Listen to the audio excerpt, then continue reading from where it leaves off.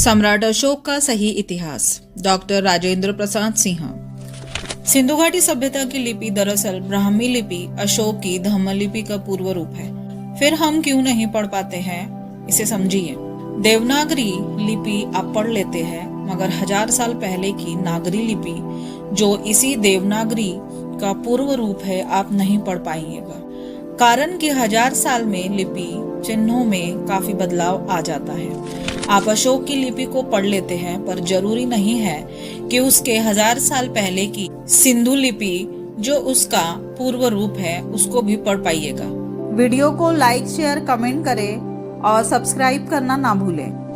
कोई भी अज्ञात लिपि तब पढ़ी जाती है जब उसका द्विभाषी अभिलेख मौजूद हो, जिसमें कि एक लिपि ज्ञात हो। अशोक के अभिलेख द्विभाषी है, इसीलिए वे पढ़े जा सके हैं, या फिर अभिलेख काफी लंबे हो ताकि बार बार किसी खास लिपि चिन्ह को आने पर उसके संकेतों को पकड़ा जा सके।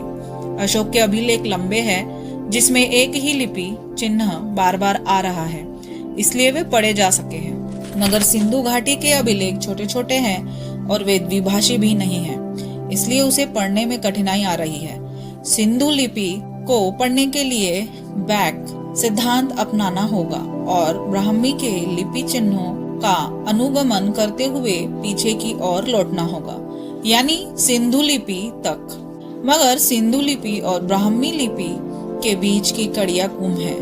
बैक सिद्धांत के रास्ते में यही बड़ी कठिनाई है। मार्ग कठिन है मगर असंभव नहीं है।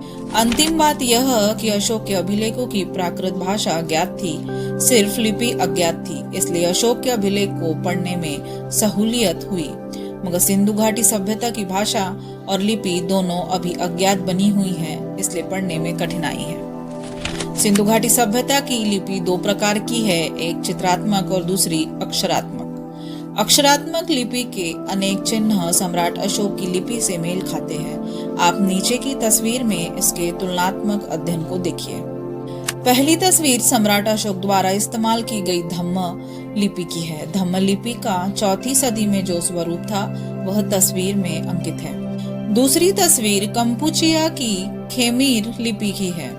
खेमीर लिपि की 8वीं सदी में जो स्वरूप था वह चित्र में अंकित है। आप तुलना कर देख सकते हैं कि कंपुचिया की खेमीर लिपि वस्तुतः धम्म लिपि का ही विकास है। अ, आ, क, घ, ज, ठ, ढ, द, म, य वगैरह पर ध्यान दीजिए।